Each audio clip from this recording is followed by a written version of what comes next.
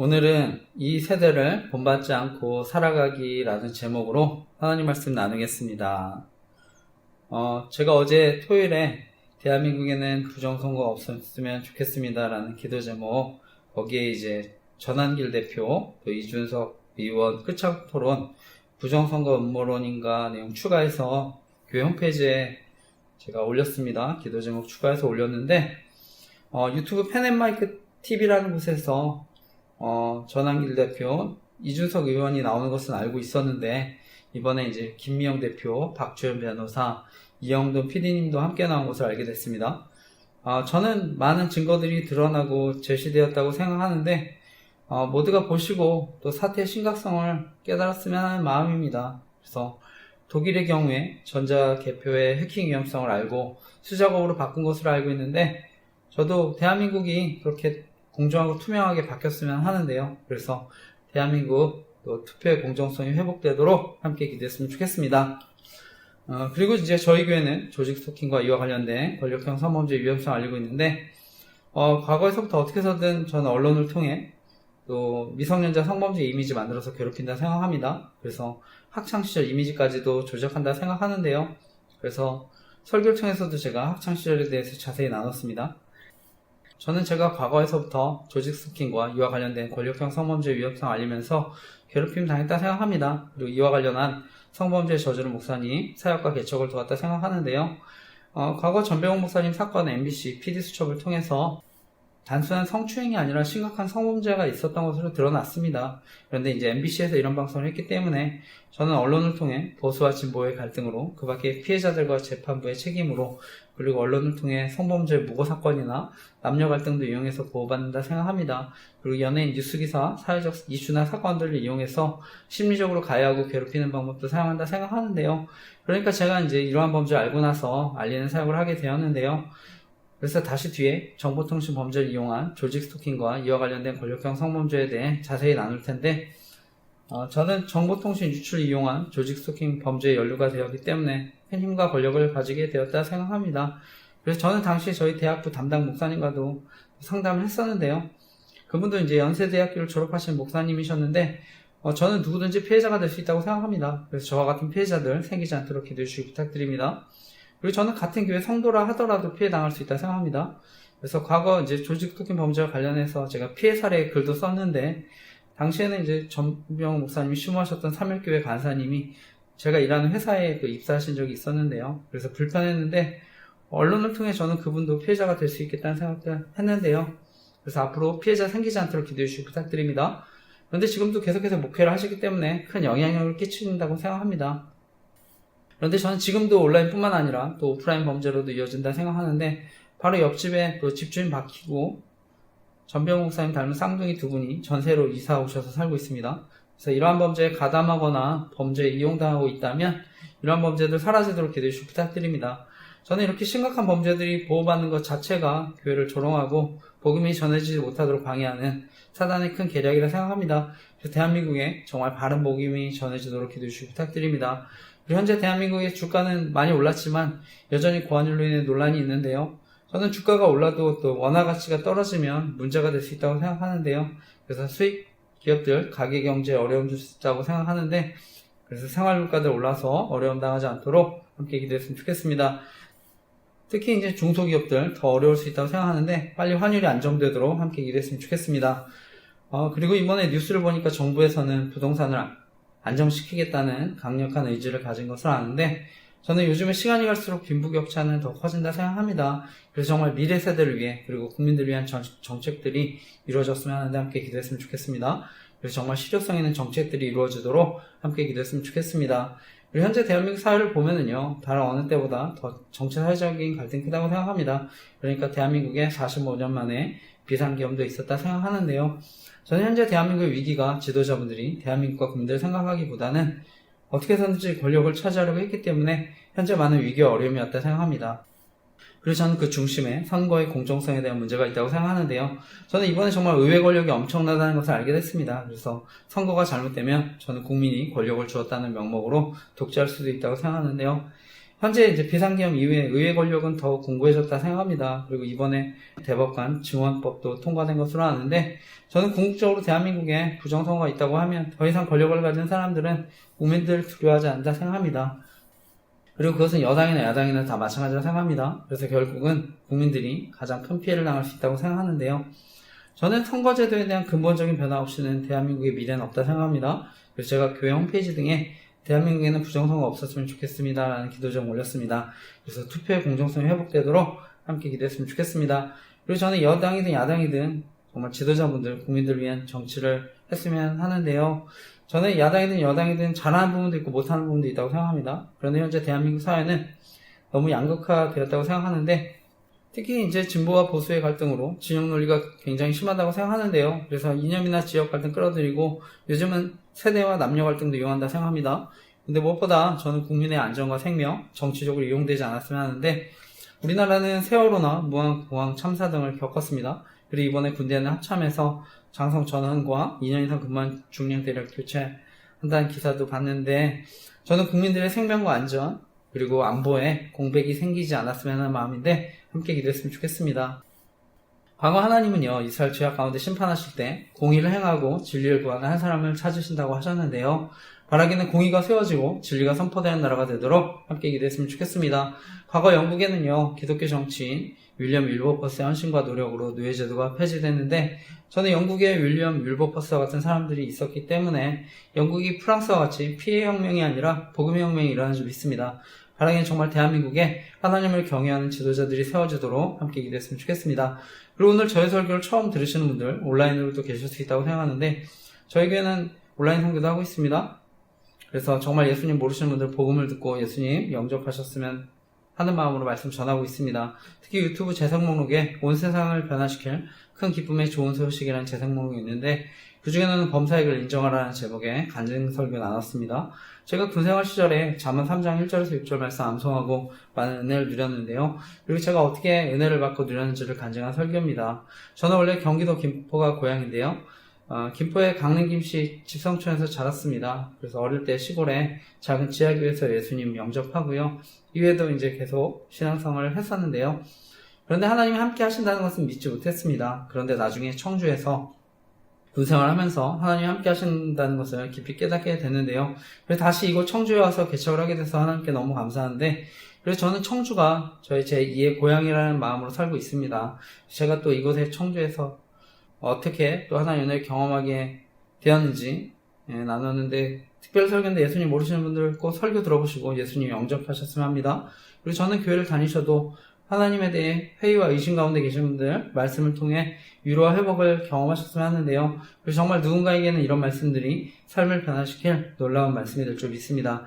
그리고 저는 지금도 복음의 능력은 온 세상을 변화시킬 놀라운 큰 기쁨의 좋은 소식인 줄 믿습니다. 그리고 저희 교회는 큐티, 설교노트 또는 묵상노트, 그리고 감사일기 쓰기를 권하고 있는데, 저는 경건의 훈련이 없으면 영적인 성장도 없다 생각합니다. 그래서 큐티를 통해서 내가 직접 말씀을 읽고 묵상하고 기도하고요.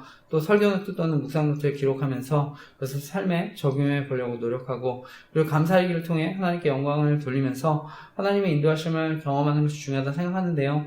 그래서 저는 은혜를 받는 것도 중요하지만 그 은혜를 늘 간직하고 풍성하게 누리는 것이 더 중요하다 생각합니다. 그래서 하나님과의 교제를 통해 무엇보다 복음의 능력을 더 깊이 경험한 은혜 있으시기를 간절히 기도하고 축복합니다. 무엇보다 하나님과의 교제가 의무가 아니라 정말 그 자체로 기쁨이 되시기를 간절히 기도하고 축복합니다. 저는 힘들었던 군생활 시절 특별히 중보 기도 모임 통해서 잠언 3장 1절에서 6절 말씀 암송하고 많은 은혜를 누렸습니다. 그리고 제대하고 나서 그해 2003년도 여름에 수련회에서 예수님 인격적으로 만나 변화된 삶을 살게 되었다 생각하는데요. 그리고 그동안 이제 힘들고 어려웠던 시절에도 하나님이 저를 이제 붙드시고 인도하신 것이 믿어지니까 저에게 의미 없는 하루가 단 하루도 없다는 것을 알게 됐습니다. 그래서 그때부터 지금까지 밀렸을 때도 있지만 하루도 빠지지 않고 감사일기를 써오고 있는데, 저는 좋은 일에 대해서도 감사하지만 저의 부족함과 연약함을 발견할 때도 감사하고 있습니다. 그래서 지금까지 많은 은혜를 누리고 있는데요. 그리고 그 이후에 저는 당시 싸이월드라고 하는 미니 홈페이지에 복음도 전하고 말씀 묵상도 나누게 됐는데, 2006년도 제가 캄보디아 선교를 다녀오면서는요, 킬링필드와 투올 슬랭이라는 감옥을 보고 남북한의 어떤 평화적인 복음 통일을 위해서 기도했습니다. 그리고 나중에 또 미디어의 중요성을 알고 미디어가 건강해야 합니다라는 글을 쓰기도 했는데, 저는 20대 때서부터 온라인이든지 오프라인이든지 복음 전했다 생각합니다. 그래서 당시 싸이월드의 사진과 함께 묵상했던 여러 가지 글들 있었는데, 현재는 대표적인 글과 사진 그 교회 홈페이지에 올렸습니다. 그래서 보시고 기도해 주시기 부탁드립니다.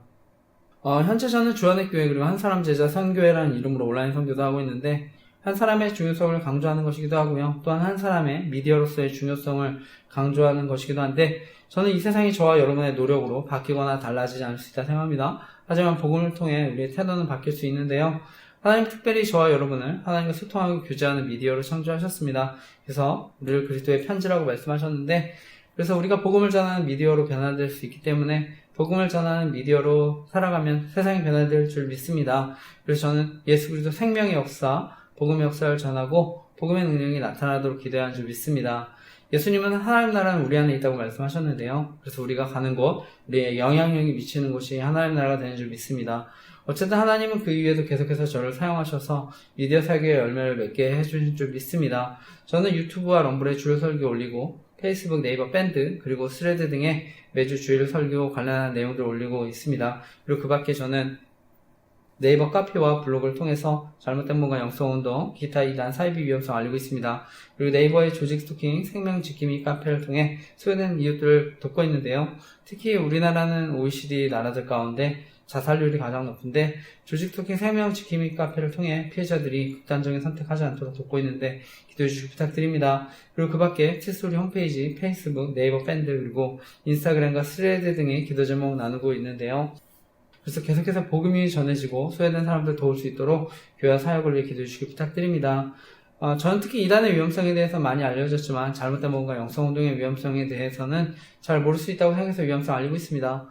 특히 저는 판교에 있는 김양재 목사님이 심하시는 우리들 교회가 대표적으로 큐티 세미나를 통해서 공개 제자백 훈련을 하고 있는 교회라서 위험성을 알리고 있습니다. 잘못된 영성운동의 경우에는요, 명백하게 이단이라고 하기는 어려운 부분이 있는데, 그래서 오히려 더 위험할 수 있다고 생각합니다. 그래서 저명한 교수님, 총장님들 세미나 설교에 초대해서 공개 제자백 같은 훈련을 지지하는 것처럼 홍보에 이용할 수 있다고 생각하는데요. 실제로 저희 가정이 큰 어려움 당했다 생각합니다. 그래서 저희 주례해 주셨던 총신대하고 신대원 교수님이셨던 박용규 목사님이 초청받아서 강의도 하신 것으로 알고 있습니다. 그런데 아내는 주례해 준 목사님이 공개 제자백 운동 지지한다고 해서 문제가 됐는데, 나중에 목사님도 이용당한다고 생각해서 더 이상 참여하지 않는다고 하셨는데요. 그래서 가능한 속지 않으셨으면 하는데 함께 기도해 주시기 부탁드립니다.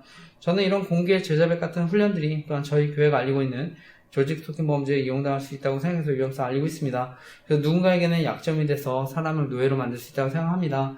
그리고 나중에 피해를 당해도 피해 사실을 알리지 못하고 오히려 협박당할 수 있다고 생각하는데요. 그리고 여성들 같은 경우는 성범죄에 노출될 수 있다고 생각해서 위험성을 알리고 있습니다. 무엇보다 저는 아이들과 청소년들까지 피해를 당할 수 있다고 생각해서 위험성을 알리고 있는데, 정말 피해당하지 않도록 함께 기도해 주시기 부탁드립니다.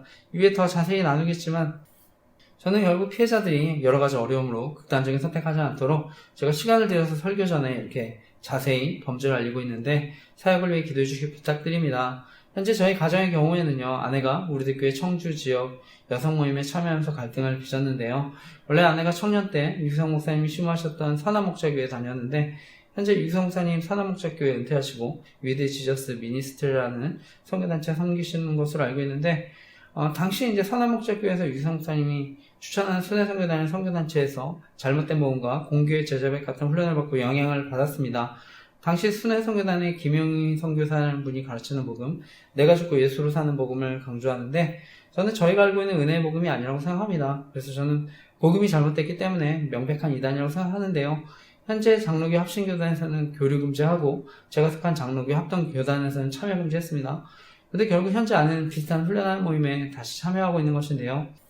저는 보통 이단에 한번 빠지셨던 분들, 동일한 복음을 가르치거나 비슷한 훈련하는 교회에 더 빠지게 된다 생각합니다. 그리고 이러한 잘못된 뭔가 영성운동이 사람들에게 신앙적으로 안전하지 못하다는 죄의식과 두려움 갖게 만들어서 자신들 따르게 만든다 생각하는데요. 그래서 자신들이 가르치는 복음과 훈련만이 이러한 죄의식과 두려움 해결해 줄 수 있는 것처럼 속이고 자신들을 신격화, 교주화시킬 수 있다고 생각합니다. 그런데 저는 결국 이것은 율법주의 복음으로 사람들을 속이는 거라 생각합니다. 그래서 위험할 수 있다고 생각해서 잘못된 뭔가 영성운동의 위험성을 알리고 있는데요. 그리고 그 밖에 잘못된 뭔가 영성운동의 위험성 알리고 있는데, 저는 순회선교단의 김용희 선교사라는 분이 가르치는 복음, 내가 죽고 예수로 사는 복음을 저는 유기성 목사님도 동일하게 가르친다고 생각합니다. 그래서 동일하게 위험할 수 있다고 생각하는데, 실제로 저는 유기성 목사님이 가르치는 복음과 영성운동이 저희 가정에 큰 어려움을 끼쳤다 생각합니다. 그리고 결혼하고 나서 알게 됐지만, 가족들에게 이제 공개 제자백하면서 복음을 전해서 큰 문제를 일으켰던 것으로 알게 됐는데요. 처음에 장인어른하고 장모님 앞에서 공개 제자백하고, 장모님은 다른 가족들에게 하지 말라고 했지만, 나중에 처남과 처제 앞에서도 공개 제자백하면서 복음을 전한 걸로 알고 있는데, 그리고 나서 이제 결혼하고 나서는요, 장인어른이 큰 부자셨는데 히말라야 등반하시다가 고산 증세로 안타깝게 돌아가셨습니다. 그러니까 이제 상속을 결정해야 할 때가 있었는데, 처남은 모든 재산 갖고 싶다고 하고, 장모님은 아내와 처제에게 상속을 포기하라고 설득했는데요. 아내가 장녀고 처남은 아내보다 6살 어렸습니다. 아내는 갑자기 상속 포기하는 게 하나님 뜻이라고 해서 저는 당황했는데, 처남이 장모님도 살아계신데 장모님 이용해서 모든 재산을 달라고 하는 게 성경적이지 않다 생각하고 나중에 문제가 될 수 있다고 생각했습니다. 그리고 결국 처남은 장모님 모시겠다고 했지만 결국은 모든 것을 다 상속받고 현재 따로 나와 살고 있는 것을 아는데요. 그리고 아내는 우리들교회 소개받고 자신을 이해하고 위로받을 수 있는 공동체에 더 빠지게 되었다고 생각합니다. 아내는 당시 선한목자교회 유성 목사님 설교 듣고 친한 사람들과 영성일기라고 하는 공개일기를 쓰면서 자신의 믿음과 신앙을 간증했는데, 그래서 제가 그것을 쓰지 말라고 했는데 지금은 예수 동행일기라는 이름으로 바꾼 것으로 알고 있습니다. 당시 저는 아내가 유성 목사님에게 종교적인 가스라이팅을 당했다 생각합니다. 근데 저 개인적으로도 신대원 가서 사역할 때 조직적인 스토킹도 경험하고 그분이 저를 거짓 선지자인 것처럼 설교를 통해서 괴롭혔다 생각합니다. 그래서 저는 오히려 그분이 잘못된 뭔가 영성운동을 가르친다고 생각했는데요. 어쨌든 현재 아내는 공개 제자백하는 우리들교회 소개받고 계속 갈등이 있는데, 아내가 저도 이제 우리들교회 모임에 계속 끌어들려고 했었는데요. 그래서 함께 훈련받아야 가정이 산다고 하면서 강제로 1년 6개월 별거 당하기도 하고요. 그리고 나중에 저를 정신병원에 강제 입원시키려고도 했습니다. 그리고 강제 입원시키기 위해 우리들교회 모임에서 기도를 부탁한 것을 알게 됐는데, 그래서 제가 직접 모임 찾아가서 얘기도 했는데 아내 편을 들고 조롱당했다 생각합니다. 그리고 나중에 정신병원에 강제 입원시키려고 했던 게 처남과 장모님 계획이었다는 것을 알게 됐는데요. 그리고 당시 처남의 경제적인 지원도 있었던 것을 알고 있습니다.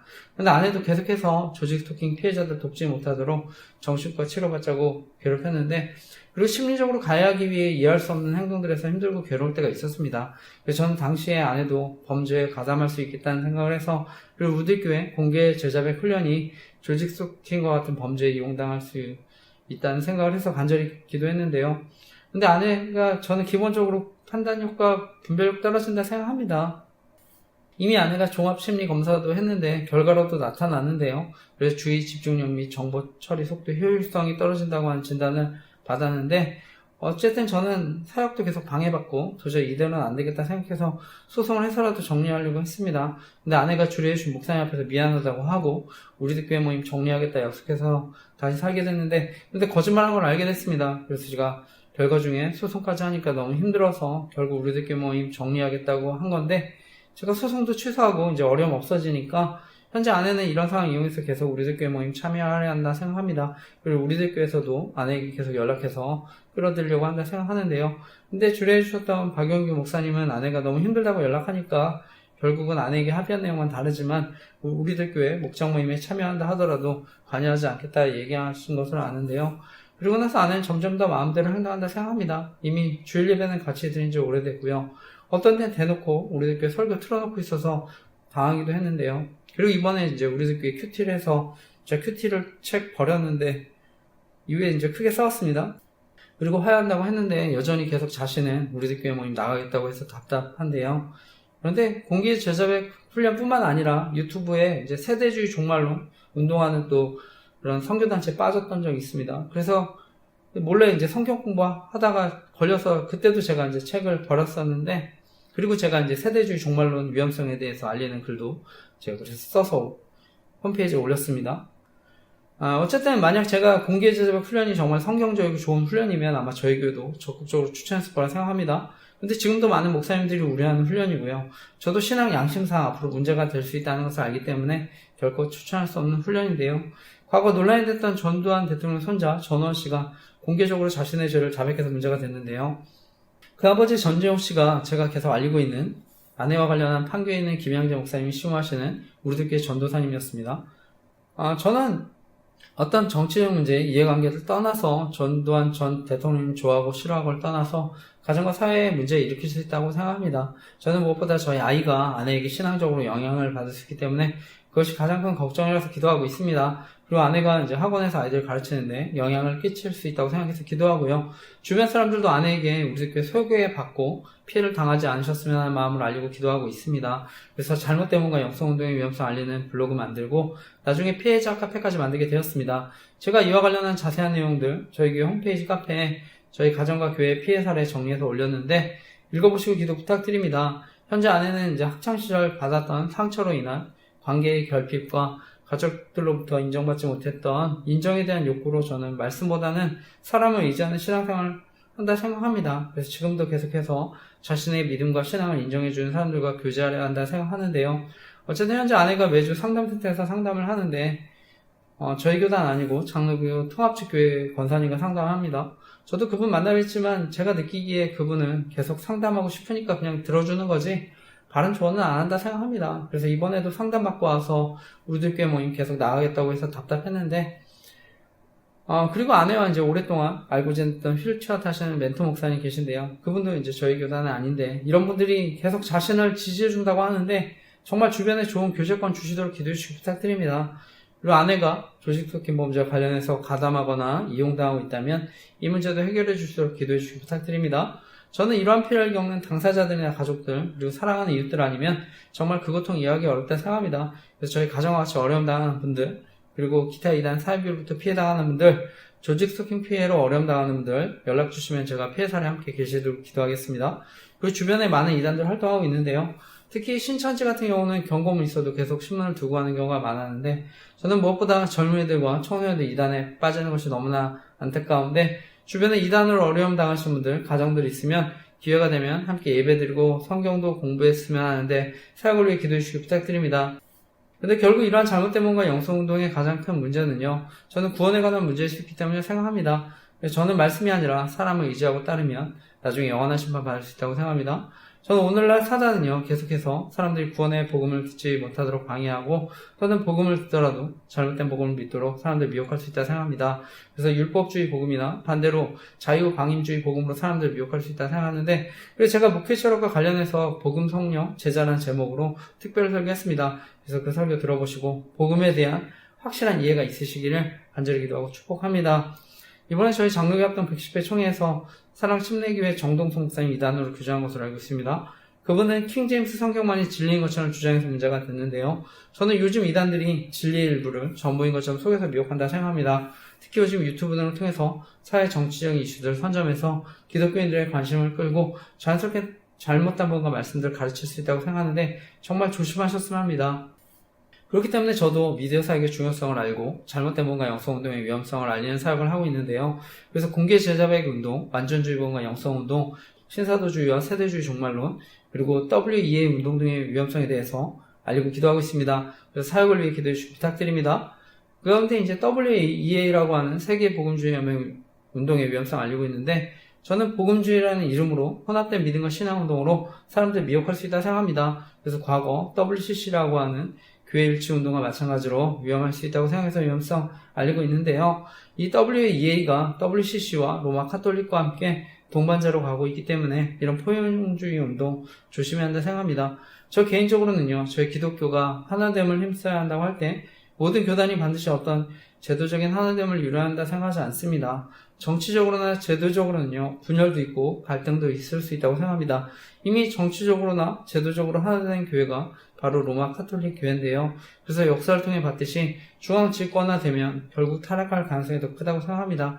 그래서 중세시대, 중세암흑시대 말씀과 복음의 변질도 경험하고 십자군 전쟁 같은 문제가 생긴 것도 경험했는데 현재 저희 교단에서는 카톨릭 교회를 가장 규모가 큰 이단으로 여기고 있습니다.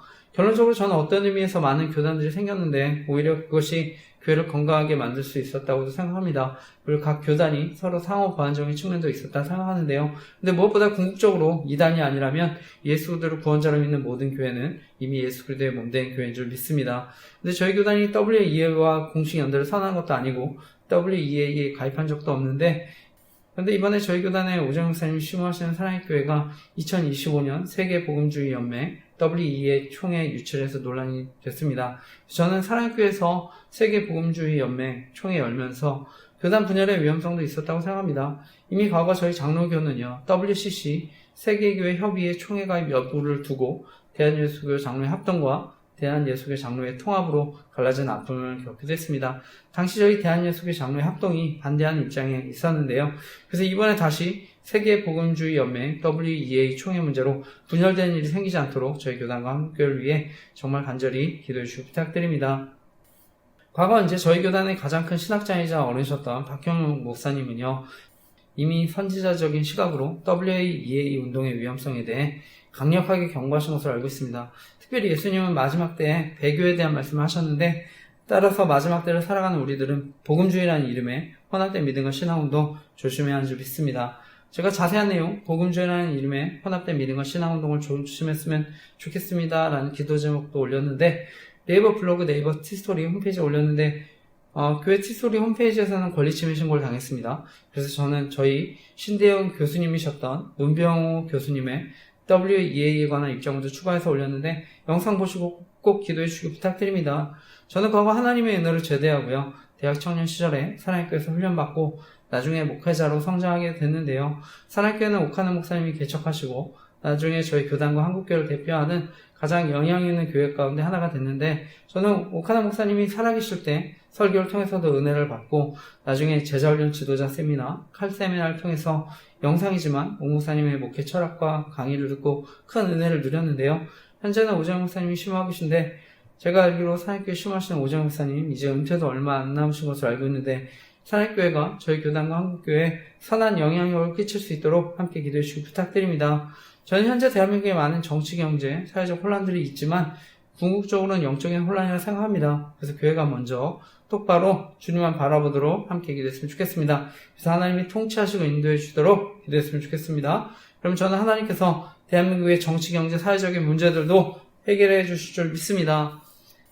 그리고 요즘 이제 통신사, 통신정보 유출에 대한 논란이 있는데, 저는 저희 조직 스토킹 카페에 통신사 직원부터 해커까지 개인정보 처리자들 곳곳에 섭외해놓고 이른바 심부름센터 운영위원 일당 경찰에 붙잡혔다는 기사 올렸습니다. 조사 결과 이들은요, 개인정보를 1차적으로 확보할 수 있는 통신사 직원, 구청에서 근무하는 사회복무요원, 해커 등을 섭외해서 개인정보들을 알아냈다고 하는데, 제가 알고 있는 조직 스토킹 범죄는요, 개인정보 알아내서 심리적으로 가해서 괴롭히는 범죄입니다. 그래서 NLP라고 하는 심리가해 방법을 사용하는데, 자기가 경험한 행동이나 소리를 직간접적으로 다시 표현한 방법을 사용합니다. 그래서 개인적 일상과 관련된 암시를 지속적으로 주고요, 피해자가 감시당하고 있다는 것을 끊임없이 암시하거나 과시함으로써 공포심을 심어줍니다. 제가 이와 관련한 NLP라고 하는 심리가해 방법에 대한 자세한 글 조직 스토킹 카페에 올렸습니다. 그래서 꼭 읽어보시기 바랍니다.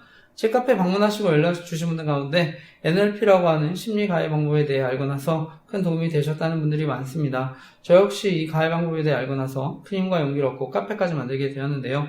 주변에 어려움 당하신 분들 계시면 제 카페 NLP라고 하는 심리 가해 방법, 조직 스토킹 방법에 대해 꼭 알려주시고 도움 주시기 부탁드립니다. 그리고 요즘은 이러한 범죄가 정보통신이나 온라인 활동 등도 감시해서 언론을 통해 유출시키는 방법도 이용하는데, 그래서 연예인 뉴스기사, 사회적 이슈나 사건들을 이용해서 심리적으로 가해하고 괴롭히는 방법도 사용할 수 있다고 생각합니다.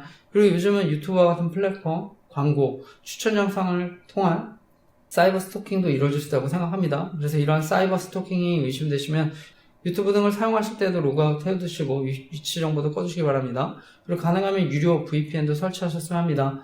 저는 조직 스토킹 범죄가 자연스럽게 온라인과 오프라인 스토킹 모두 이어질 수 있기 때문에 조심해야 한다고 생각하는데, 저희 경우는 유튜브 채널에 통계 조작도 당한다고 생각합니다. 그래서 조회수가 오르지 않기도 하고요, 심지어 갑자기 줄어든 것을 발견하기도 했는데요. 그래서 관련 사진과 함께 기도 제목 올렸습니다. 그래서 사역에 방해받지 않도록 기도해 주시기 부탁드립니다. 저는 현재 KT 사용하고 있는데 통신정보 등이 유출되면 누구든 범죄의 표적이 될 수 있다 생각합니다. 그래서 저희 딸 사진 필요하다고 해서 증명사진 카카오톡으로 보냈었는데 저는 유출돼서 이용당했었다 생각합니다. 그리고 저희 노예 목사님들 카카오톡 단톡방 유출해서 조롱당했다고 생각하는데요. 저희 딸과 이제 수영에 같이 갔는데 언론을 통해 유출돼서 조롱당했다 생각합니다. 저는 이런 개인정보 등이 유출되면 아동 청소년들까지 범죄에 노출될 수 있다고 생각합니다. 그래서 저희 교회가 알리고 있는 조직 스토킹 범죄에 이용당할 수 있다고 생각해서 필독공지에 통신사와 개인정보를 다는 사람들에 관한 기도 제목을 올렸습니다. 특히 주변 사람들도 큰 피해를 줄 수 있기 때문에 정말 이런 범죄 사라지도록 함께 기도해 주시기 부탁드립니다. 그리고 아동 청소년들의 범죄에 가담하는 사람들 강력하게 처벌받았으면 하는데 기도해 주시기 부탁드립니다. 그리고 이번에 카카오톡 15년 만에 대대적인 개편을 한 것으로 알고 있는데 개인적으로는 보안 취약점들이 개선돼서 앞으로 국민 메신저 앱으로 신뢰를 받았으면 하고요. 그 밖에 스마트폰 해킹 등의 피해로 어려움 당하는 분들 계시면 피해 당하지 않도록 또 기대했으면 좋겠습니다. 저 개인적으로는 요즘에 이런 통신정보 유출에 따른 조직 스토킹 피해들 생길 수 있다 보니까 가능한 보안이 좋은 메신저 앱도 사용하고 있습니다. 젊은 사람들은 인스타그램, DM 메시지도 많이 이용하고 텔레그램도 많이 이용하는 것으로 알고 있는데요. 저 개인적으로는 시그널이라는 앱이 보안이 좋다고 해서 추천드리고 있습니다. 통화나 문자 다 이용할 수 있습니다. 그래서 통신정보 등의 유출로 피해당하는 분들 계시면 이용해 보셨으면 합니다. 그리고 조직 스토킹 피해자분들 연락하실 수 있도록 시그널로 보안 링크 만들어서 알리고 있습니다. 그리고 텔레그램 링크도 있는데 피해 당하신 분들 계시면 이용해 보시고 연락 주시기 부탁드립니다. 그래서 저는 스마트폰 자체가 해킹이 되면 통신정보뿐만 아니라 사생활까지 노출돼서 피해를 키울 수 있다고 생각합니다. 그래서 가능한 저는 보안이 좋은 최신 폰 이용하시는 게 가장 좋다 생각합니다. 그리고 요즘 AI가 발전하고 있는데 저는 보안은 안드로이드 폰보다는 아이폰이 더 좋다고 생각합니다. 그리고 아이폰이 보안 업데이트 지원을 오랫동안 해주기 때문에 추천드립니다. 그리고 윈도우 PC보다는 맥북 등이 더 보안이 좋다고 생각합니다. 그리고 그 밖에 인터넷에 연결된 스마트키 등에도 해커들은 악성 코드를 심을 수 있기 때문에 조심하셨으면 합니다. 저에게 조직 스토킹 피해로 연락 주신 분들 대부분 스마트폰 등의 해킹 피해를 경험하셨는데 스마트키 등을 해킹 당하면 조직 스토킹 같은 범죄에 더 쉽게 노출되기 때문에 더 위험하다고 생각하는데 더욱 조심하셨으면 합니다. 근데 무엇보다 조직 스토킹 범죄가 정말 교묘하고 지능적인 것은요, 가까운 사람들 이용해서 정보를 알아내거나 여러 가지 힘들고 곤란한 상황을 연출할 수 있는 데 있다 생각합니다. 그래서 전화나 문자로 안부를 물으면서 정보도 알아내고 약점을 찾거나 만들어서 괴롭히는 방법도 사용한다 생각합니다. 특히 카톡이나 문자 같은 경우는요, 명의를 빌리면 언제든 범죄에 이용할 수 있다 생각합니다.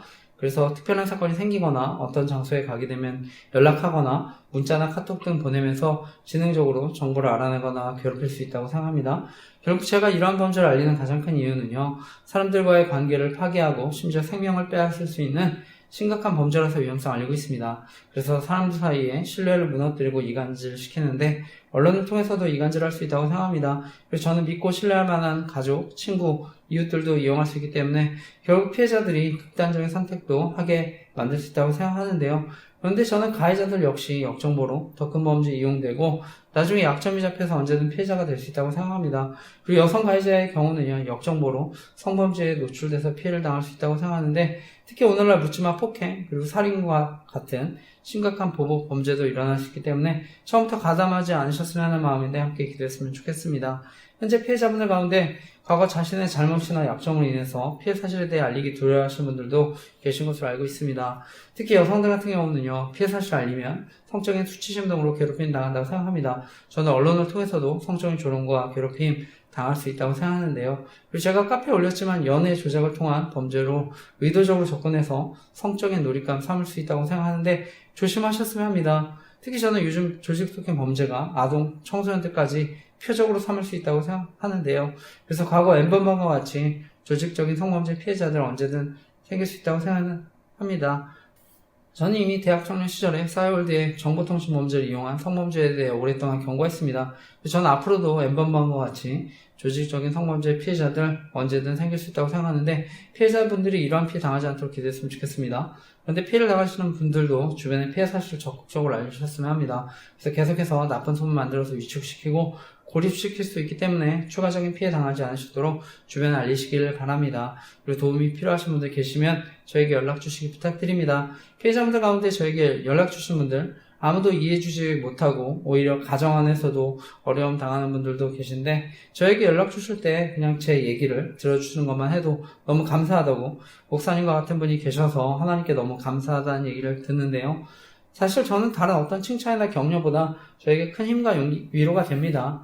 그래서 이들이 더 나쁜 생각하지 않도록 한 사람의 생명이라도 더 구할 수 있도록 피해자들을 돕는 목회자로 부르신 것에 대해 너무 감사한데, 그렇기 때문에 제가 피해자들 여러 가지 어려움으로 극단적인 선택하지 않도록 제가 이렇게 시간을 들여서 설교 전에 자세히 범죄를 알리고 있는데 사역을 위해 기도해 주시기 부탁드립니다. 결론적으로 전문가들은요, 스토킹 범죄가 성폭행 또는 살인사건의 전주적인 행위고 예비적인 행위가 될 수 있기 때문에 가볍게 여기지 말아야 한다고 경고합니다. 특히 정보를 가는 사람들이 조직 스토킹 범죄에 가담하는 경우 더 강하게 처벌하는 방안이 만들어지도록 기도했으면 좋겠습니다. 특히 아동 청소년들 범죄에 강하게 처벌할 수 있도록 기도했으면 좋겠습니다.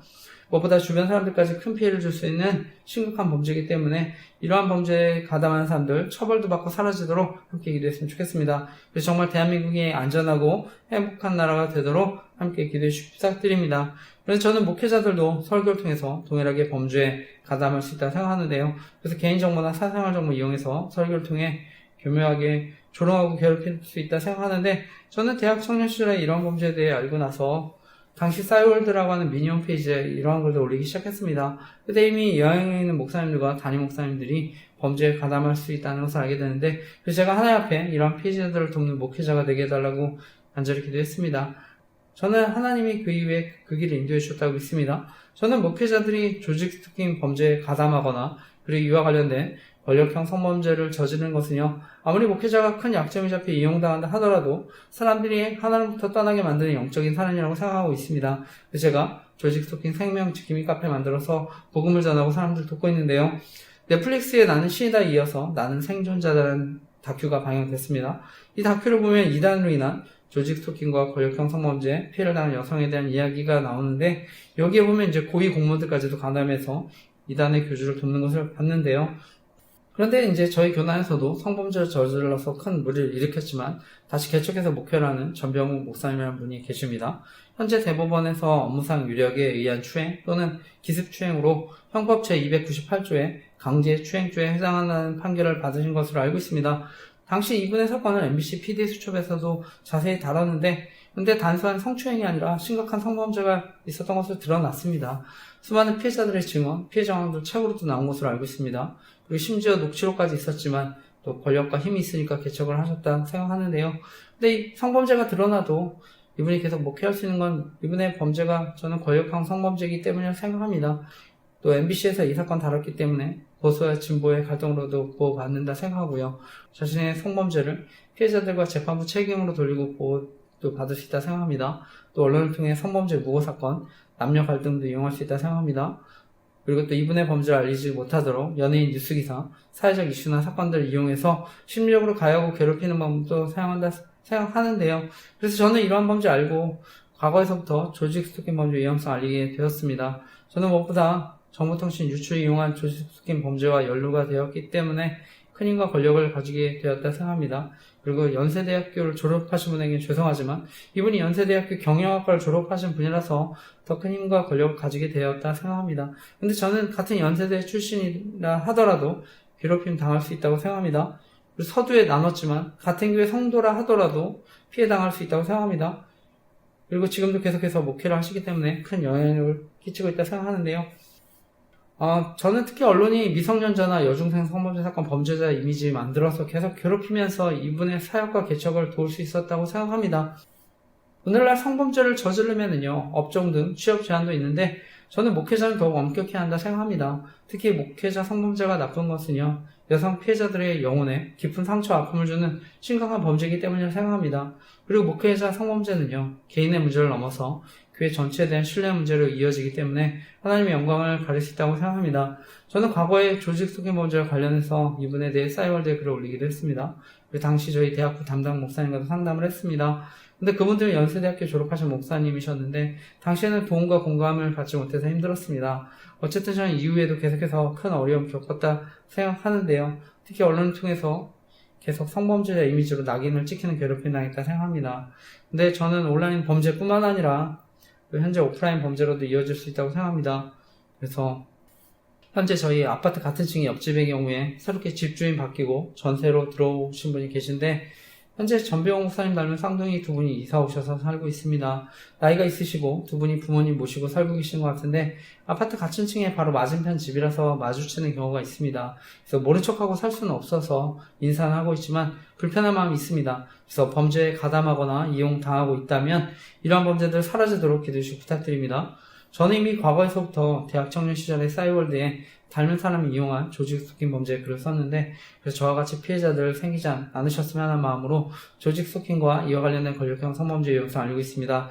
그래서 목회자들의 권력형 성범죄에 관한 기도 제목도 올렸는데 보시고 기도해 주시기 부탁드립니다. 그리고 무엇보다 조직 스토킹과 이와 관련된 권력형 성범죄를 저지른 경우 피해자들이 협박 등 2차 가해로 더 큰 어려움 당할 수 있다고 생각하는데요. 피해자들이 오히려 더 큰 어려움 당하지 않도록 목회활동과 개척하지 못하도록 제도적인 장치들이 마련되었으면 하는데 기도해 주시기 부탁드립니다. 근데 제가 지금도 이런 사역하면 여행에 있는 목사님들 가운데 설교를 통해 사역을 방해하고 조롱하는 분들도 계시다고 생각합니다. 실제로 저에게 조직 스토킹 피해로 상담하는 분이 계셨는데 설교를 통해 피해자분들 조롱하고 괴롭혔다고 생각합니다. 특히 대형교회 목사님의 경우는요, 많은 분들이 설교를 듣기 때문에 훨씬 더 영향이 크다고 생각합니다. 그래서 피해자들이 더 큰 어려움 당할 수 있다고 생각하는데 더 큰 피해 당하지 않도록 기도해 주시기 부탁드립니다. 저는 교회는 함께 웃고 함께 우는 공동체가 되어야 한다고 생각하는데 정말 영향 있는 목사님들이 범죄에 가담하지 않도록 간절히 기도해 주시기 부탁드립니다. 결론적으로 저는 이러한 심각한 범죄들이 허용되고 오히려 보호받는 것 자체가 결국 교회를 조롱하고 복음이 전해지지 못하도록 방해하는 사단의 큰 계략이라 생각합니다. 저는 오늘날 세상의 타락은요, 결국 교회의 타락이고 저와 같은 목회자들과 영적 지도자들의 타락이라고 생각합니다. 그래서 무엇보다 목회자들과 영적 지도자들이 범죄에 가담하는 것은 사회에 더 큰 악영향을 끼친다고 생각하는데 정말 이런 범죄들 사라지도록 기도해 주시기 부탁드립니다. 그래서 무엇보다 정말 바른 복음이 전해지도록 기도해 주시기 부탁드립니다. 저는 오늘날 돈과 권력을 가진 사람들이 자신의 기득권을 지키기 위해 저지른 범죄가 이런 조직 스토킹 범죄라고 생각하는데요.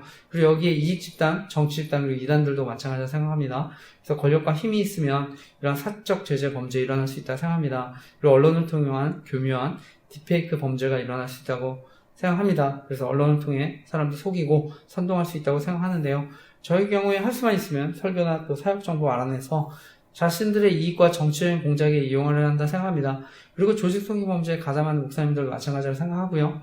그래서 설교를 준비할 때나 올릴 때 그리고 교회 티스토리 홈페이지에 접속할 때에도 이용당했었다 생각해서 조심하고요. 그리고 주보에 설교에 관한 정보도 이용당했었다고 생각해서 조심하고 있습니다. 그리고 설교 영상도 토요일에 올리고 있습니다. 근데 결론적으로 설교를 토요일에 올리게 된 것은 감사하게 생각하고 있습니다. 그래서 하나님이 어떻게 인도해 주셨는지를 돌아볼 수 있어서 너무 감사한데 어쨌든 저는 지금도 제가 이 자리에 설교하지만 제 설교 엿들을 수 있으면 언제든 이용당할 수 있다 생각합니다.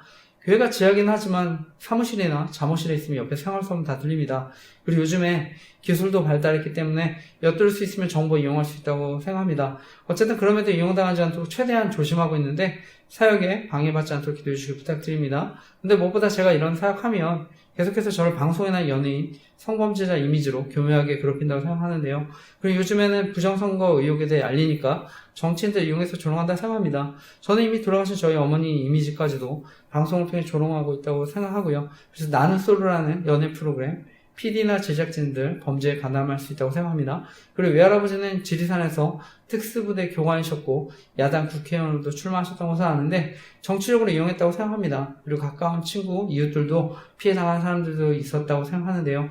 대표적으로는 전청조 사건 이용해서 괴롭혔다고 생각합니다. 그리고 돌아가신 저희 장인어른 사건도 정치적으로 이용했다고 생각합니다. 장인어른의 경우에는요, 히말라야 등반하시다가 고산 증세로 안타깝게 돌아가셨는데 정치적으로 이용했다고 생각합니다. 저는 누구든지 피해자가 될 수 있다고 생각하는데 제가 이와 관련한 기도 제목도 다음 페이지에 올렸습니다. 그래서 저뿐 아니라 저희 가족, 가까운 사람들도 어려움 당하지 않도록 기도해 주시기 부탁드립니다. 그리고 그 밖에 저희 교회를 방문하시거나 예배 드리신 분들, 그리고 연락 주신 분들, 신상 알아내서 괴롭힐 수 있다고 생각하는데 어려움 당하지 않도록 기도해 주시기 부탁드립니다. 그래서 다시 한번 말씀드리지만 정말 이러한 범죄들 사라져서 대한민국이 안전하고 행복한 나라가 되도록 기도해 주시기 부탁드립니다. 네, 오늘도 이제 계속해서 로마서 강의를 나누는데요. 바울은 앞서 이제 이스라엘의 문제를 하나님께 맡기고 기도합니다. 그리고 결국 자신이 이방인의 사도가 된 것, 그것이 또 유대인을 구원하는 도구가 되었다고 해서 또 고백하는데, 그리고 바울은요, 당시 이방인들에게 항상 이제 뿌리가 또한 여러분을 지탱한다는 것을 또 기억하라고 얘기합니다. 그러면서 하나님의 인자하심과 준엄하심을 보라고 얘기합니다. 그래서 결국 마음을 높은 데 두지 말고 하나님과 올바른 관계 속에 있어야 한다고 얘기하는데요. 오늘은 그 이어지는 말씀입니다. 오늘 말씀의 제목은요, 이 세대를 본받지 않고 살아가기라는 제목으로 하나님 말씀 나누려고 하는데, 오늘도 말씀을 통해 하나님이 저와 여러분 교훈하시고 이번 주도 말씀 붙잡고 살아갈 때 하나님의 사랑과 인도하심을 경험하는 저와 여러분 되시기를 간절히 기도하고 축복합니다. 그리고 저는 새로 믿은 분들이나 교회를 오래 다니셔도 말씀에 대해 어려워하실 수 있는 분들 계실 수 있다고 생각하는데요. 성경이 어렵게 느끼시는 분들, 다른 버전의 쉬운 성경도 읽으셨으면 합니다. 그래서 말씀을 통해 더 깊은 은혜 누리시기를 간절히 기도하고 축복합니다.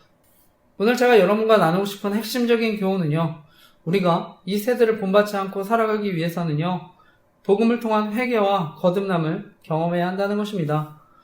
하나님은 모든 사람이 구원받기를 원하신다고 하는데요. 사도 바울은요, 온 이스라엘 구원받게 되기를 또 그래서 간절히 원하고 있습니다. 이제 그 이어진 말씀인데, 오늘 로마서 11장 25절에서 29절 말씀입니다. 그 말씀 이어서 읽어보겠습니다. 시작. 형제들아, 너희가 스스로 지혜 있다 하면서 이 신비를 너희가 모르기를 내가 원하지 아니하노니, 이 신비는 이방인의 충만한 수가 들어오기까지 이스라엘의 덜어는 우둔하게 된 것이라. 그리하여 온 이스라엘이 구원을 받으리라 기록된 바, 구원자가 시온에서 오사 야곱에게 경건하지 않은 것을 돌이키시겠고, 내가 그들의 죄를 없이 할 때에 그들에게 이루어질 내 언약이 이것이라 함과 같으니라. 복음으로 하면 그들이 너희로 말미암아 원수된 자요, 택하심으로 하면 조상들로 말미암아 사랑을 입은 자라. 하나님의 은사와 부르심에는 후회하심이 없느니라. 아멘. 하나님은요, 모든 사람이 구원받기를 원하십니다. 그러니까 사도 바울도 온 이스라엘이 또 구원받게 되기를 간절히 원하고 있다고 하는데요. 중요한 것은 27절에 보면 죄 없이 할 때 이러한 언약이 이루어질 것이라고 얘기하는 것입니다. 그래서 결국 죄 없이 할 때는 회개에 대한 말씀입니다. 그래서 이스라엘 백성들에게 진실한 회개, 성찰을 요구하는데, 오늘날 복음을 경험하지 못하는 가장 큰 이유 가운데 하나가 또 진정한 회개, 또 회심을 경험하지 못했기 때문일 수 있다 생각합니다. 그래서 진정한 복음이 주는 그런 은혜 또 경험하지 못했기 때문일 수 있다 생각하는데요. 장로교 신앙 표준 문서 웨스트민스터 대요리 문답 76항에서 생명에 이르는 회개에 대해 다음과 같이 정리하고 있습니다. 생명에 이르는 회개란 자신이 지은 죄의 위험성뿐만 아니라 죄의 더러움과 미움을 보고 느끼도록 성령과 하나님의 말씀에 의해 죄인의 심령 안에 이루어지는 구원의 은혜이다. 회개하는 자는 그리스도 안에 있는 하나님의 긍휼을 깨달아 죄를 뉘우치고 자신의 죄로 인해 슬퍼하고 죄를 미워하며 모든 죄에서 떠나 하나님께로 돌이켜 하나님과 동행하며 새로운 복종의 길로 나아가기로 끊임없이 목적하고 노력을 하게 된다. 저는 바로 복음의 은혜를 깨달으면요, 저는 단번에 변화될 수는 없지만 우리가 돌이키려고 하나님 앞에 계속 나아가게 되는 줄 믿습니다. 그래서 하나님과 지난주 얘기한 대로 접붙여져 있으면 저는 우리가 하나님과 끊임없이 그 관계 가운데 나아가기 위해 우리가 변화되는 길로 나아가는 줄 믿습니다. 오늘 바울은요, 유대인들 바로 그런 하나님의 자녀로서 삶에 대해 결국 돌이킴이 없었다고 얘기하는 것입니다. 그런데 중요한 것은 그럼에도 불구하고 하나님의 계획은요, 실패하지 않았다고 얘기하는 것입니다. 그래서 29절에 보면 하나님의 은사와 부르심에는 후회하심이 없다 얘기하는데요. 우리는 하나님의 지혜, 깊이, 넓이, 높이를 온전히 이해할 수 없습니다. 우리는 하나님의 그런 놀라운 능력들을 우리가 다 이해할 수 없습니다. 비록 이스라엘의 불순종에도 불구하고요, 하나님은요, 놀라운 구원의 역사를요, 정말 한치의 빈틈도 없이 완벽하게 이루어 나가십니다.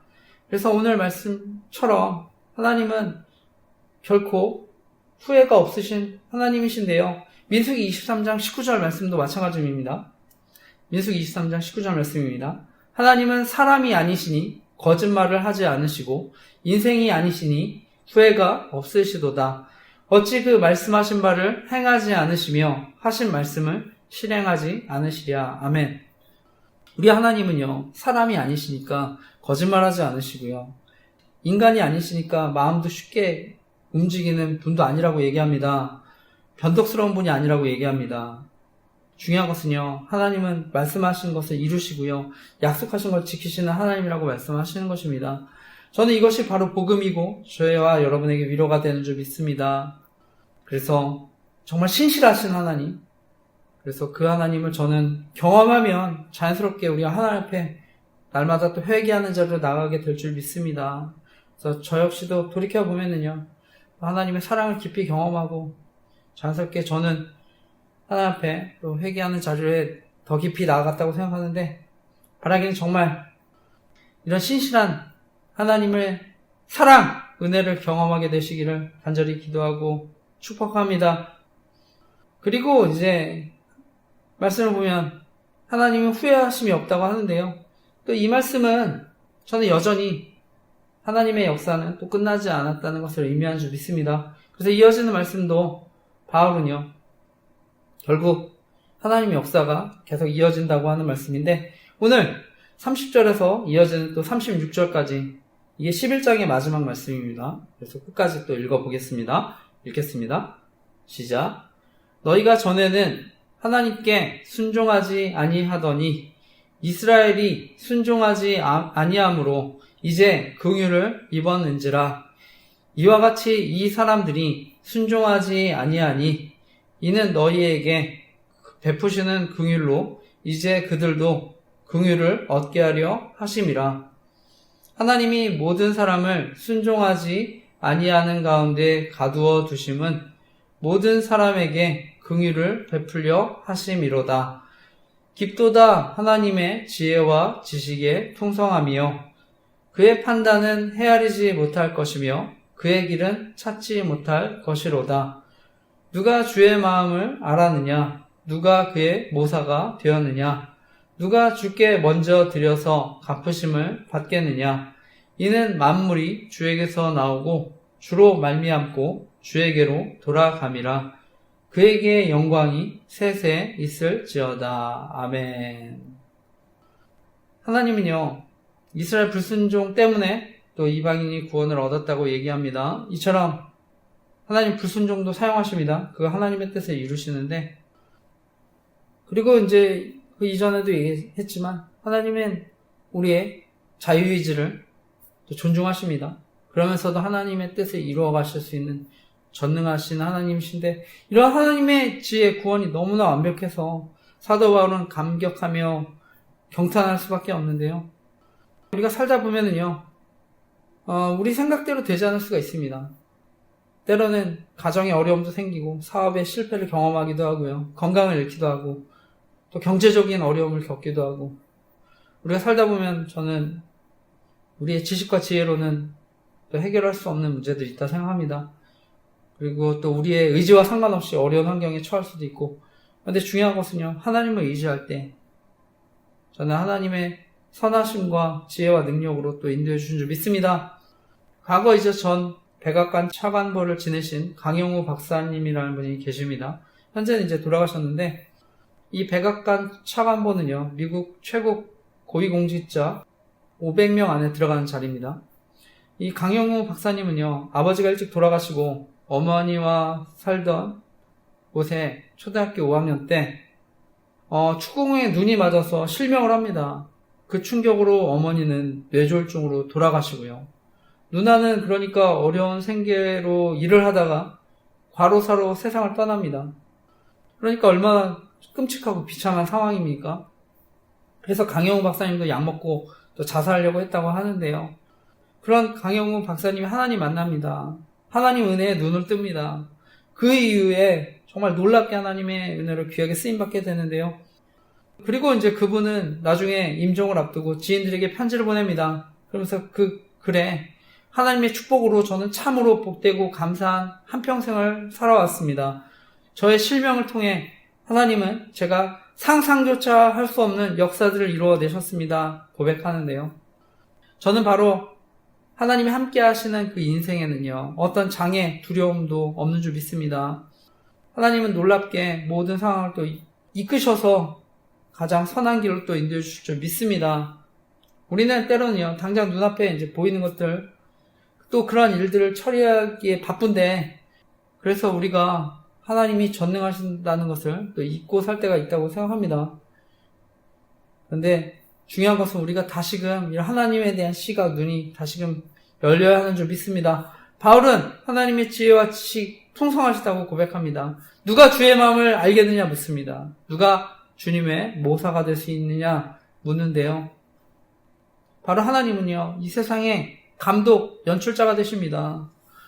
최근에 이제 왕과 사는 남자가 10,000명 돌파했다는 얘기를 들었습니다. 그래서 저도 이슈가 돼서 기사도 봤는데, 하나님은요, 온 세상의 감독자, 연출자가 되십니다. 하나님 간섭하시고 개입하실 수 있습니다. 또 주관하십니다. 다니엘서에서 보면은요, 하나님은 다니엘에게 1000년 동안 힘센 제국들의 흥망성쇠를 미리 또 예언합니다. 성경을 통해서. 이처럼 하나님은요, 모든 역사를 주관하시는 하나님이신데, 최근에 미국과 이란 전쟁이 또 시작된 것을 알게 됐습니다. 현재 우리나라도 사실은 남과 북에 이제 휴전 중에 있는데요. 그러니까 저는 언제든 또 전쟁의 위험에 노출될 수 있다고 생각합니다.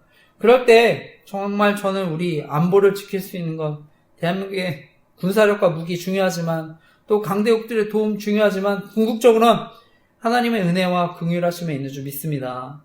그래서 진짜 저와 여러분의 무기, 그리스도인의 무기는 하나님을 의지하고 기도하는 데 있는 줄 믿습니다. CCC를 설립하셨던 김중건 목사님이 계신데요. 오늘의 학원 복음화는 내일의 민족 복음화라는 분명한 목적으로 이제 캠퍼스 사역을 시작하셨습니다. 그래서 청년들을 복음으로 깨워서 민족의 가슴마다 피 묻은 그리스도를 심어 이 땅에 푸르고 푸른 그리스도의 계절이 오게 하자 기도하셨는데, 저는 바로 이 김중건 목사님, 바로 역사의 주인, 이 대한민국의 주인이 누군지를 분명히 알았기 때문에, 그래서 청년들을 복음으로 깨워서 민족의 가슴마다 피 묻은 그리스도를 심어야 한다고 기도한 줄 믿습니다. 그리고 또 고백하며 또 나아간 줄 믿습니다. 우리가 방금 로마서 11장 마지막까지 읽었는데요. 바울의 결론이 무엇입니까? 결국 만물이 주에게서 나오고 주로 말미암아 주에게로 돌아간다고 하는 것입니다. 하나님의 영광을 찬송하는 것입니다. 하나님의 영광을 찬송하면서 마치는 것입니다. 그리고 이제 오늘 이어지는 마지막 말씀은요, 우리가 이런 하나님께 영광을 돌리기 위해 또 우리가 어떻게 살아야 하는지에 대한 말씀입니다. 오늘 마지막 12장 1, 2절 말씀, 마지막 말씀 같이 읽겠습니다. 시작. 그러므로 형제들아, 내가 하나님의 모든 자비하심으로 너희를 권하노니 너희 몸을 하나님이 기뻐하시는 거룩한 산 제물로 드리라. 이는 너희가 드릴 영적 예배니라. 너희는 이 세대를 본받지 말고 오직 마음을 새롭게 함으로 변화를 받아 하나님의 선하시고 기뻐하시고 온전하신 뜻이 무엇인지 분별하도록 하라. 아멘. 말씀에 보면은요, 바울은 결국 우리가 하나님께 영광을 돌리면서 살아야 되는데, 우리의 몸을 하나님 기뻐하시는 거룩한 산제물로 드리라고 하는 것입니다. 원래 구약의 예배, 제사는요, 죽은 제사를 드렸습니다. 예배할 때 동물을 죽여서 하나님께 드렸는데, 바울은 우리가 스스로 거룩한 살아있는 제물이 돼서 하나님께 드리라고 얘기하는 것입니다. 산 제사로 하나님께 드리라고 하는 것입니다. 바로 우리 인격과 삶 전체를 드리라고 하는 것인데요. 저는 이것이 단순히 육체적인 것뿐만 아니라 우리의 마음, 의지, 소유, 재능 다 포함하는 줄 믿습니다. 요한복음 4장 23, 24절에 보면은요, 예수님께서는 수가성 여인에게 바로 우리의 전인격과 삶을 드려 하나님께 예배할 때가 온다고 얘기합니다. 그것이 요한복음 4장 23, 24절 말씀인데요. 이걸 제가 읽어보겠습니다. 아버지께 참되게 예배하는 자들은 영과 진리로 예배할 때가 오나니 곧 이때라. 아버지께서는 자기에게 이렇게 예배하는 자들을 찾으시느니라. 하나님은 영이시니 예배하는 자가 영과 진리로 예배할지니라. 아버지께 참되게 예배하는 자들은 영과 진리로 예배할 때가 오나니 곧 이때라. 아버지께서는 자기에게 이렇게 예배하는 자들을 찾으시느니라. 하나님은 영이시니 예배하는 자가 영과 진리로 예배할지니라. 아멘. 하나님은요, 저와 여러분 영과 진리로 예배하게 하십니다. 저는 그것이 바로 거룩한 산 제사로 드리는 예배인 줄 믿습니다. 우리가 살아가는 시대는요, 여전히 악한 풍습, 타락한 생활 방식들이 있습니다. 그런데 중요한 거는 우리가 이 시대를 따라가지 않으려면 우리의 마음이 새로워야 하는 줄 믿습니다. 그래야 저와 여러분 거룩한 산제사로 우리 자신을 드리게 되는 줄 믿습니다. 저는 이것이요, 우리 의지와 노력으로는 불가능하다 생각합니다. 그래서 바로 저는 복음이 필요한 줄 믿습니다. 그래서 복음은요, 바로 예수 그리스도는요, 우리 전 인격 변하게 하실 수 있는 놀라운 능력이 있는데요. 그래서 우리가 새로운 피조물로 저는 태어나는 줄 믿습니다. 그런즉 누구든지 그리스도 안에 있으면 새로운 피조물이라. 이전 것은 지나갔으니 보라 새 것이 되었도다. 그런즉 누구든지 그리스도 안에 있으면 새로운 피조물이라. 이전 것은 지나갔으니 보라 새 것이 되었도다. 아멘. 고린도전서 5장 17절 말씀인데요. 저는 이것이 바로 복음의 능력인 줄 믿습니다. 복음으로 능력으로 우리가 거듭나면 우리가 새롭게 태어난 줄 믿습니다. 그런데 바로 이것은요, 성령 하나님의 또 사역인 줄 믿습니다. 보혜사 곧 아버지께서 내 이름으로 보내실 성령, 그가 너에게 모든 것을 가르치고 내가 너에게 말한 모든 것을 생각나게 하리라. 아멘. 저는 복음의 능력을 경험하고 성령 하나님께서 우리와 함께 하실 때, 바로 예수 그리스도의 영이신 바로 그 성령이 우리와 함께 하실 때 우리 이 땅 가운데 세상을 본받지 않고 살아가는 줄 믿습니다. 바라기는 정말 복음을 통해 또 성령 하나님의 역사를 통해 우리가 인도함을 받아 하나님의 구원의 역사 이루어가는 삶 살아가시기를 간절히 기도하고 축복합니다. 저는 사람의 마음 정말 쉽게 바뀌지 않는다 생각합니다. 근데 성령 하나님께서 함께 하시면 마음이 변화되는 줄 믿습니다. 에베소 4장 23, 24절 말씀입니다. 오직 너희의 심령이 새롭게 되어 하나님을 따라 의와 진리의 거룩함으로 지으심을 받은 새 사람을 입으라. 오직 너희의 심령이 새롭게 되어 하나님을 따라 의와 진리의 거룩함으로 지으심을 받은 새 사람을 입으라. 아멘.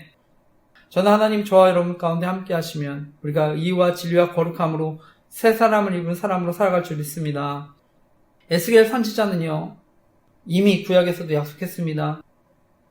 내가 그들에게 한 마음을 주고 그 속에 새 영을 주며 그 몸에서 돌 같은 마음을 제거하고 살처럼 부드러운 마음을 주어 내 율례를 따르며 내 규례를 지켜 행하게 하리니 그들은 내 백성이 되고 나는 그들의 하나님이 되리라. 아멘. 이것이 바로 복음의 능력인 줄 믿습니다. 제가 지난주 나눈 대로 우리가 복음 안에 있으면, 하나님 은혜 안에 접붙여져 있으면 저는 반드시 변화되는 줄 믿습니다. 예수님은요, 그래서 나는 포도나무요 너희는 가지라. 그가 내 안에 내가 그 안에 거하면 사람이 열매를 많이 맺나니 나를 떠나서는 너희가 아무것도 할 수 없음이라 말씀하셨는데요. 우리가 바로 하나님 안에 있으면, 예수 그리스도 안에 있으면 우리는 열매 맺게 되는 줄 믿습니다. 그래서 하나님의 선하시고 기뻐하시고 온전하신 뜻이 무엇인지 분별하며 살아가는 줄 믿습니다. 이 세대를 본받지 않고 살아가게 되는 줄 믿습니다. 바라기는 이번 한 주도 우리가 그 하나님 붙들고 성령 하나님 의지해서 살아가는 저와 여러분 되시기를 간절히 기도하고 축복합니다. 말씀을 마치면서요, 오늘날 소망이 없다고 하는 시대입니다.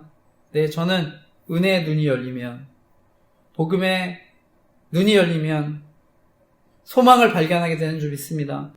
예수 그리스도 안에서 진정한 소망을 발견하게 되는 줄 믿습니다. 특별히 복음을 알면 하나님이 우리의 아버지 되신다는 것을 저는 깊이 깨닫게 되는 줄 믿습니다. 저는 늘 이제 혼자 기도할 때나 또 합심 기도할 때 때로는 이제 아버지라고 부르짖는데요. 제가 학생들이나 청년들 지도할 때 여러분이 어떻게 기도해야 될지 모르고 기도가 잘 안 될 때 그냥 무조건 아버지라고 부르짖어도 된다고 얘기합니다. 아버지라고 부르짖을 때 마음을 담아서 기도하면 된다고 얘기하는데, 저는 바로 하나님이 저와 여러분의 아버지 되시기 때문에 그 하나님께 우리가 마음을 담아 기도하면 또 하나님께서 우리 기도에 응답하시고 저와 여러분의 삶을 이끌어 주시는 줄 믿습니다.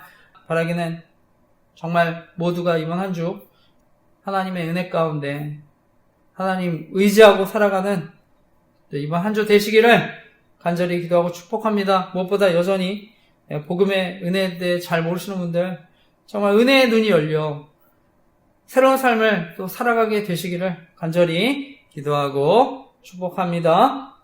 아멘.